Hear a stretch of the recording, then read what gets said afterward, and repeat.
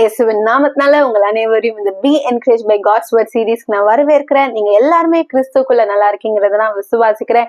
ஏசப்பா ரொம்பவே நல்லவரா இருக்கிறாரு. நம்மளுக்கு எப்படிப்பட்ட சூழ்நிலை இருந்தாலுமே கர்த்தர் நம்மள கைவிடா தேவனா இருக்கிறது. சரியா? இப்பொழுதுதான் நம்ம ஜெபிக்கலாம் வாங்க. ஏசப்பா நன்றி கர்த்தாவே. அப்ப நாங்க எல்லோரும் உங்க சமூகத்திற்கு வந்திருக்கிறோம் ராஜா. அப்ப எங்களோட வாழ்க்கையில நீர் நல்லவர் வல்லவரா இருக்கிறீர் ஆண்டவரே ராஜா. ஏசப்பா எங்களை கைவிடா தேவனா இருக்கிறீர். எங்களோட கரத்தை பிடித்து கொண்டு அப்பா எப்படிப்பட்ட காற்று, எப்படிப்பட்ட புயல், எப்படிப்பட்ட சூழ்நிலையிலும் எங்களை ஆண்டவரை விட்டு கொடுக்காத தேவனா இருக்கிறீர் ஆண்டவரே ராஜா. இப்பொழுதும் சோர்ந்து போயிருக்கிற ஜனங்களுக்காக நான் ஜெபிக்கிறேன் ஆண்டவரே ராஜா. வருத்தத்துல பாரத்துல ஆண்டவரே, சோகத்துல மூழ்கி போயிருக்கிற ஜனங்களுக்காக நான் ஜெபிக்கிறேன். பலனற்ற நிலைமையில் இருக்கிற ஜனங்களுக்காக நான் ஜெபிக்கிறேன். பலப்படுத்துங்க கர்த்தாவே. இப்பொழுது நீங்க எங்களுக்கு வைத்திருக்கிற வார்த்தை எங்களை பலப்படுத்த போறதற்காக நாங்க உமக்கு நன்றி சொல்கிறோம் ராஜா. இந்த வார்த்தையானது ஜீவனுள்ளது ஆண்டவரே ராஜா. மரித்து போயிருக்கிற எங்களோட விசுவாசம், மரித்து போயிருக்கிற எங்களோட பலன், மரித்து போயிருக்கிற எங்களோட சந்தோஷத்தை உயிர்ப்பிக்க செய்ய போறதற்காக நாங்க நன்றி சொல்கிறோம். உமக்கு கோடான கொடி ஸ்தோத்திரம். இயேசுவின் நாமத்தினால் ஜெபிக்கிறேன் ஜீவனுள்ள நல்ல பிதாவே, ஆமென். ஆமீன். இன்றைக்கு இங்க இருக்கிற நிறைய பேரு ஒரு கலக்கத்தோடு, ஒரு வருத்தத்தோடு, ஒரு பாரத்தோடு இருக்கிறீங்க. கரெக்டா? ஏசப்பா இன்றைக்கு உங்களுக்கு ஒரு வார்த்தையை வைத்திருக்காரு. அது என்னன்றது நம்ம பார்க்கலாம் வாங்க. 1 பேதுரு 1 6-9. 1 பேதுரு 1 You are tested for the glory of God. நீங்க புடம்ன்றதே தேவனோட மகிமைய பிறரிடத்துல வெளிப்படுத்துறதுக்காக தான். அது என்னன்றதை நம்ம பார்க்கலாம். 1 பேதுரு 1 வரைக்கும். இதிலே நீங்கள் மிகவும் சந்தோஷப்படுகிறீர்கள் என்றாலும் துன்பப்பட வேண்டியது அவசியமானதால் இப்பொழுது கொஞ்ச காலம் பலவிதமான சோதனைகளினாலே துக்கப்படுகிறீர்கள். அழிந்து போகிற பொன் அக்கினியினாலே சோதிக்கப்படும். அதை பார்க்கிலும் அதிக விலையேற பெற்றதாயிருக்கிற உங்கள் விசுவாசம் சோதிக்கப்பட்டு இயேசு கிறிஸ்து வெளிப்படும் போது உங்களுக்கு புகழ்ச்சியும் கனமும் மகிமையும் உண்டாக காணப்படும். அவரை நீங்கள் காணாமல் இருந்தும் அவரிடத்தில் அன்பு கூர்ந்தீர்கள்.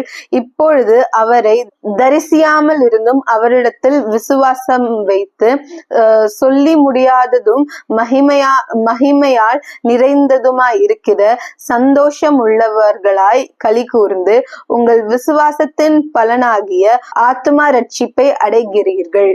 இங்கிலீஷ்ல வாசிக்கலாம். 1 Peter chapter 1:6-9. In this you greatly rejoice, though now for a little while, if need be, you have been grieved by various trials, that the genuineness of your faith, being much more precious than gold that perishes, though it is tested by fire, may be found to praise, honor and glory at the revelation of Jesus Christ, whom having not seen you love, though now you do not see him, yet believing you rejoice with joy inexpressible and full of glory, receiving the end of your faith, the salvation of your soul.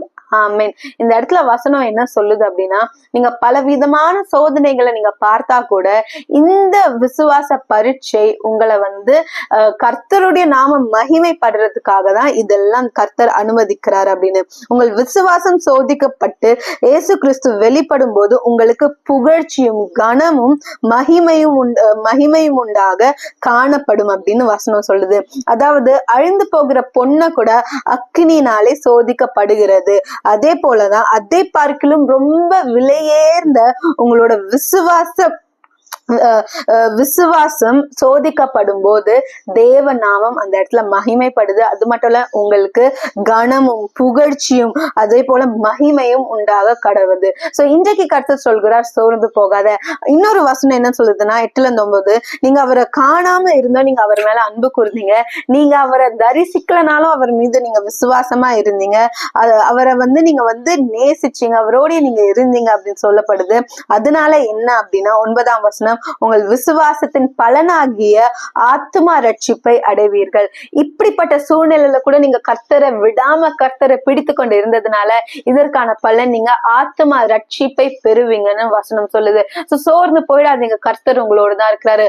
அந்த பொண்ணையே அக்கினியில போட்டு அவங்க புடமிடும் போது அதை விட விலையேற பெற்ற உங்களோட விசுவாசம் சோதிக்கப்படும் போது அதுக்கான பலன் எவ்வளவு பெருசா இருக்கு பாருங்களேன்.